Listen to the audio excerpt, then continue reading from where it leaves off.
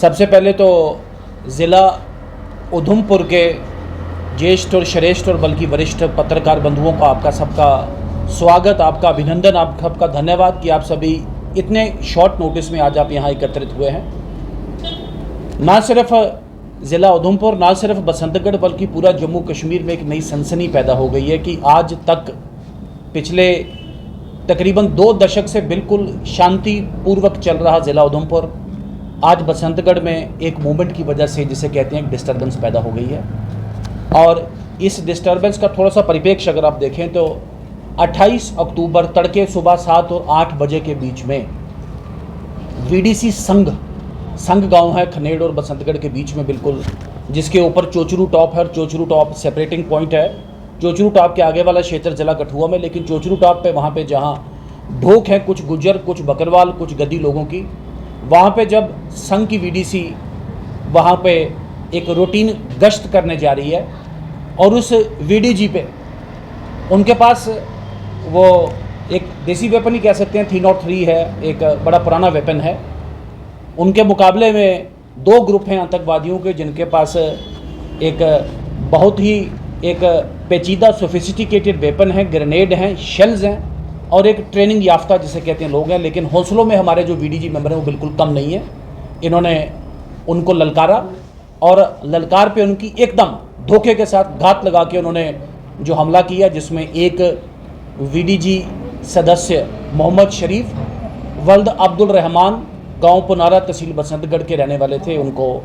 शहादत अपनी देनी पड़ी। पहले खबर आई कि वो थोड़े जख्मी है, लेकिन बाद में चूंकि फासला बड़ा ज़्यादा था, मेरे ख्याल से अस्पताल तक पहुंच नहीं पाए अपना दम तोड़ के। लेकिन बाकी के जितने भी वीडीजी सदस्य हैं, सभी वीडीजी सदस्यों ने अदम्य साहस और शौर्य के साथ जितने भी आतंकवादी की टोली उनमें जवाबी कार्रवाई की। आखिरकार सुना है कि जैसे अनकन्फर्म्ड रिपोर्ट्स हैं कि एक आतंकवादी ने ज़ोर से चीख भी लगाई है, लगता है कि कहीं शायद उसको कहीं गोली वाइटल पार्ट पे ना लगी हो, कहीं आगे पीछे लगी हो। आतंकवादियों को भागना पड़ा। बाद में स्मोक शेल चलाया और स्मोक शेल चला के सिर्फ अपना हथियार ही उठा पाए, बाकी सब सामान छोड़ के भागे। सबसे पहले तो मैं इस 5 अगस्त 2019 के बाद के बदले परिप्रेक्ष्य में नरेंद्र मोदी जी और गृह मंत्री अमित शाह जी के कल्पना वाले जम्मू कश्मीर में मैं एक आवाज़, एक जिसे कहते हैं एक नारा, एक स्लोगन देना चाहूँगा कि हम सब आतंकवाद के विरुद्ध खड़े हैं। हम सब आतंकवाद के विरुद्ध लड़ेंगे और इस आतंकवाद को जम्मू कश्मीर से बोरिया बिस्तरा, लॉक स्टॉक एंड बैरल जिसे कहते हैं, निकाल बाहर करेंगे, चाहे पाकिस्तान या पड़ोसी मुल्क जो मर्जी करे। आपने उस दिन का सेंटीमेंट भी देखा होगा। एक तरफ तो मातम था कि एक वीडीजी सदस्य जिसकी 5 बेटियां हैं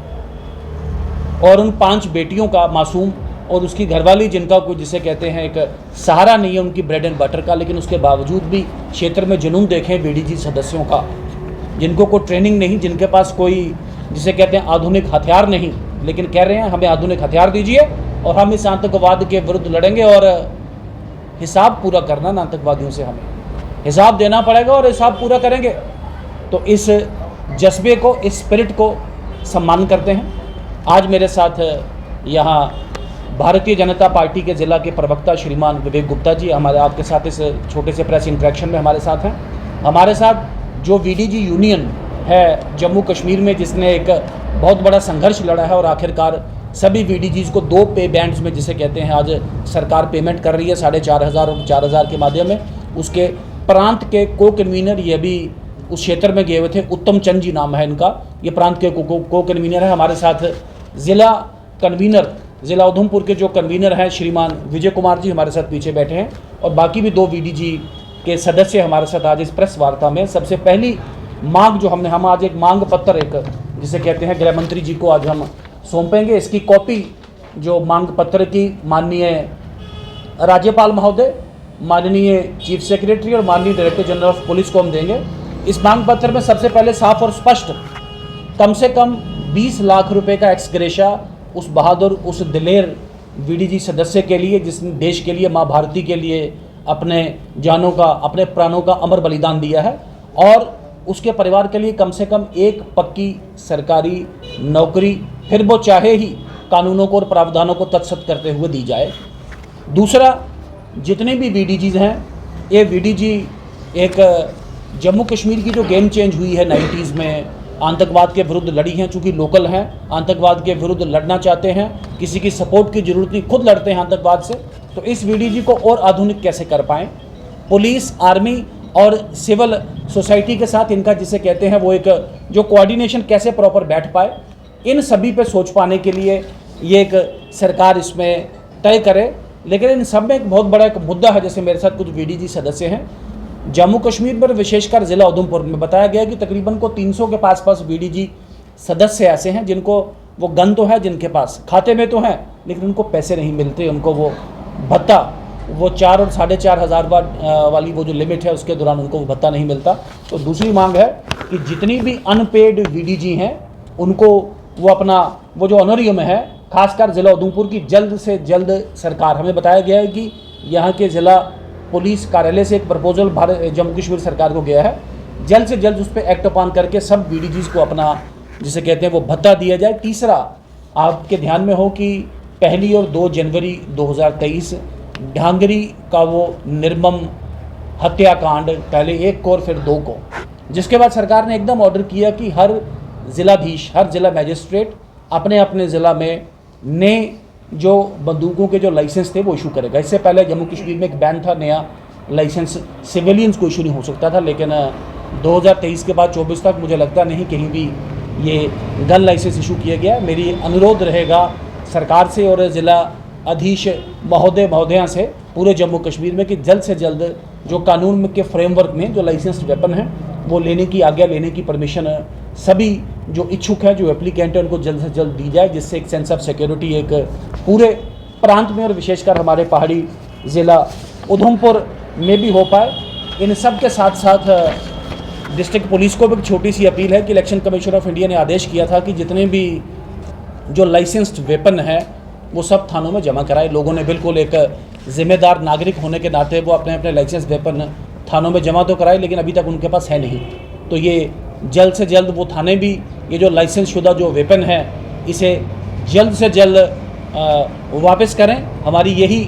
प्रमुख मांगे हैं। मैं उत्तम चंद जी से अनुरोध करूँगा कि बड़े थोड़े से शब्दों में इसके अलावा अगर कोई बात हो तो आप इसमें अपनी बात रख सकते हैं। उत्तम चंद जी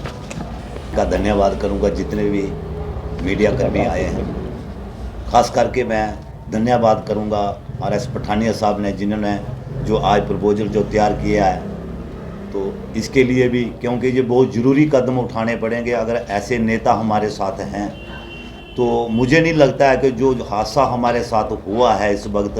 क्योंकि हम भी सपने में हैं, क्योंकि वो हमारा भाई था, हमारा दोस्त था, वो आज दुनिया से चला गया। उनके बच्चों की हालत देख के मैं कल गया था वहाँ पर, तो मुझे खुद रोना आया, मैं रो पड़ा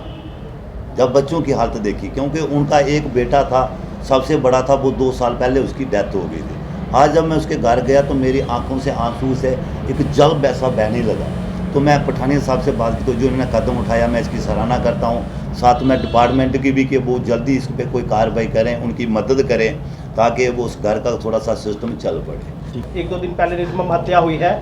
इसका पूरी भारतीय जनता पार्टी और पूरा जम्मू कश्मीर की देशभक्त दुनिया लोग पूरी इसकी कड़ी शब्दों में निंदा करते हैं और उम्मीद करते हैं कि हमारी सरकार, जिसमें गृह मंत्री अमित शाह जी, इसका कड़ा संज्ञान लेंगे और जम्मू कश्मीर एक अच्छी राह पर चल रहा है और आगे भी हम जम्मू कश्मीर को खुशनुमा माहौल में आगे भी देखेंगे।